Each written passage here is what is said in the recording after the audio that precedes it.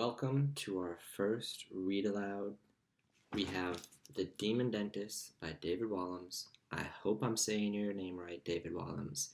If you happen to see this video and I'm saying your last name wrong, I apologize, but your book is super awesome. So without further ado, let's get started. I'm going to give you a little synopsis. In every book that you will find, it will have a little section here telling you what the story is about to get you engaged and to see if this is something that you're going to be into. So here's our little synopsis for The Demon Dentist by David Walliams. Beware. This is a horror story with quite a lot of made-up words. Darkness has come to the town. Strange things were happening in the dead of night. Children would put a tooth under the pillow for the tooth fairy, but in the morning they would wake up to find a dead slug, a live spider, hundreds of earwigs creeping and crawling beneath their pillow. Evil was at work, but who or what was behind it? Alright, we're going to start here. We got the prologue. The prologue is what happens before the story starts. It gives you a little bit of background. Darkness had come to the town. Strange things were happening in the dead of night. Children would put a tooth under their pillow at bedtime, excitedly waiting for the tooth fairy to leave a coin. In the morning, they would wake up to find something unspeakable under there. A dead slug, a live spider, hundreds and hundreds of earwigs creeping and crawling beneath their pillow, or worse, much worse. Someone or something had come into the bedrooms in the hours of darkness, snatched the tooth, and left a blood-curdling calling card behind. Evil was at work, but who or what was behind it? How could they sneak into children's bedrooms without being seen? And what could they possibly want with all those teeth?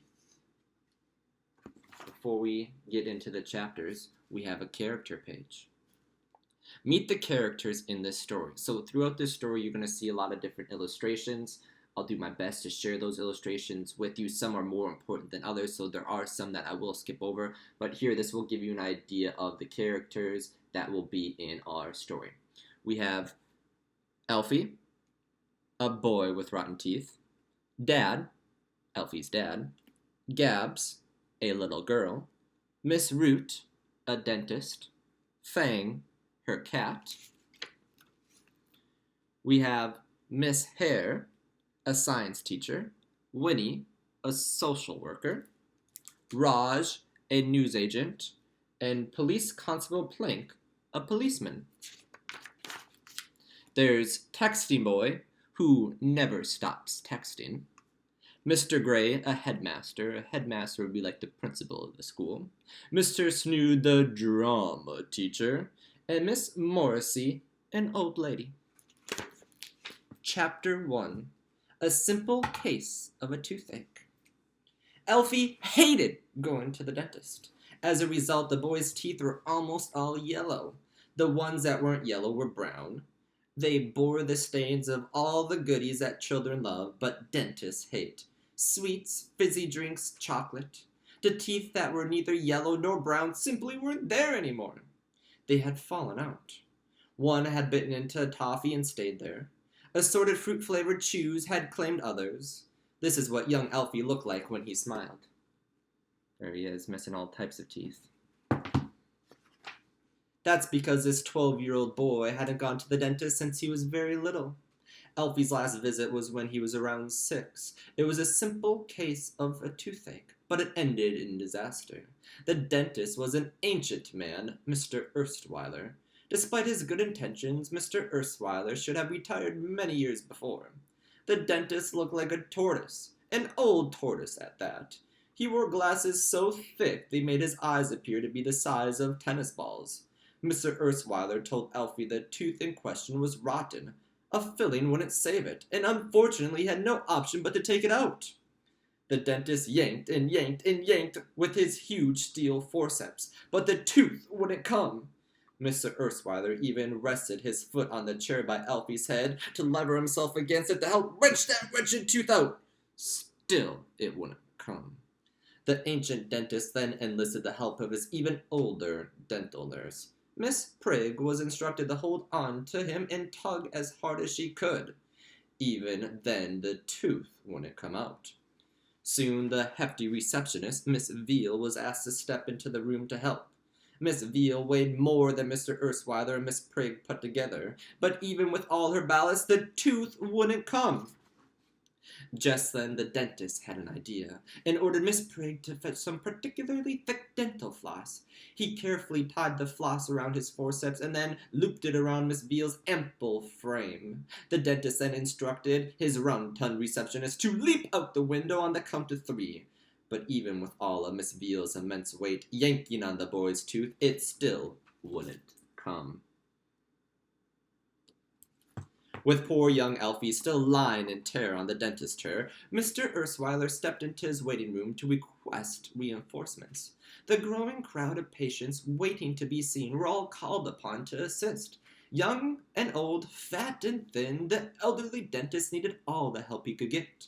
Nevertheless, even with a lengthy human chain and an army of yankers, the tooth stayed well and truly put. By this time, poor little Elfie was in great distress. The pain of having his tooth pulled out was 100 times worse than the toothache. However, Mr. Erskine was determined to finish what he had started. Sweating profusely, the thirsty dentist took a large swig of mouthwash and gripped onto the forceps as tightly as he could. Finally, after what seemed like days, weeks, even months of yanking, Elfie heard a deafening crunch. You gotta say it like that because, look at all that expression that they put into this. So you have to really say that crunch. The dentist had gripped so hard he had crushed the tooth. It exploded into thousands of tiny fragments inside Elfie's mouth. With the ordeal finally over, Mr. Ersweiler and all his helpers were lying in a tangled heap on the surgery floor. "Well done, everyone," he announced, as his assistant Miss Prig helped him to his feet. "Oh, that tooth was a stubborn little bladder." Just then Elfie realized something. He still had a toothache. The dentist had taken out the wrong tooth. Chapter 2. Believe this will be our final chapter for today. Elfie ran out of the dental surgery as fast as his little legs would carry him. That fateful afternoon the boy vowed that he would never go to the dentist again. To this day he never had. Appointments had come and appointments had gone. Elfie had missed every single one. Over the years there had been a sack full of reminder letters from the dentist, but Elfie had hidden them all from his dad. Elfie was a family of 2, just him and his father. The boy's mother had died giving birth to him. He had never known her. Sometimes he felt sad, as if he missed his mother. But then he would tell himself, how could he miss someone he had never met? To hide the appointment letters from the dentist, the boy would silently drag a stool across the kitchen floor. Elfie was short for his age. He was in fact the second shortest kid at his school, so he would have to balance on his tiptoes on the stool to reach the top of the larder where he hid the letters. There must have been 100 letters buried up there by now, and Elfie knew his father couldn't reach them. That's because for many years Dad had been unwell, and had of late become confined to a wheelchair. Before his ill health forced him out of work, Dad was a coal miner. A great big bear of a man, he had loved working down in the pit and providing for his beloved son. However, all those years he spent down in the mine took a terrible toll on his lungs. Dad was a proud man, and he didn't let on about his illness for many years. He worked harder and harder to dig more and more coal, even taking it on extra shifts to help make ends meet. Meanwhile, his breathing became shallower and shallower until one afternoon he collapsed at the coal face. When Dad finally came around at the hospital, the doctors told him he could never go down a mine again. Just one more lungful of coal dust could finish him off for good. As the years passed, Dad's breathing worsened. Getting another job became impossible, and even everyday tasks, something as simple as tying his shoelace, grew to be a struggle. Soon Dad only could get around in a wheelchair. With no mum or brothers or sisters, Elfie had to care for his father alone. Besides having to go to school and do his homework, the boy would do all the shopping, all the cleaning, cook all the meals, and do all the washing up. Elfie never complained, though. He loved his dad with all his heart. Dad's body may have been broken, but his spirit wasn't. He had a great gift for telling stories. "Listen, pup," he would begin. Dad would often call his son that, which Elfie loved. The image it conjured up of a big soppy dog and a little puppy snuggling up together always made the boy feel safe and warm inside. "Listen, pup," Dad would say. "All you have to do is close your eyes and believe." From the little bungalow, a little house, Dad would take his son on all sorts of thrilling adventures. They would ride on magic carpets, dive under oceans, even drive stakes through the hearts of vampires. It was a multicolored world of make-believe, a million miles away from their black and white existence. "Take me to the haunted house again, Daddy," the boy would beg. "Perhaps today, my pup, we will take a journey to the old haunted castle," Dad would tease. "Please, please, please," Elfie would say. Father and son would close their eyes and meet in their daydreams. Together they went out fishing for the day in Scotland and caught the Loch Ness Monster, climbed the Himalayan mountains and came face to face with the abominable snowman, slew a huge fire-breathing dragon, hid aboard a pirate ship, and were forced to walk the plank as stowaways, only to be saved by beautiful mermaids. Rubbed a magic lamp and met a genie who gave them 3 wishes each, although Dad gave all his wishes to his son. Rode on the back of Pegasus, the winged horse from Greek mythology.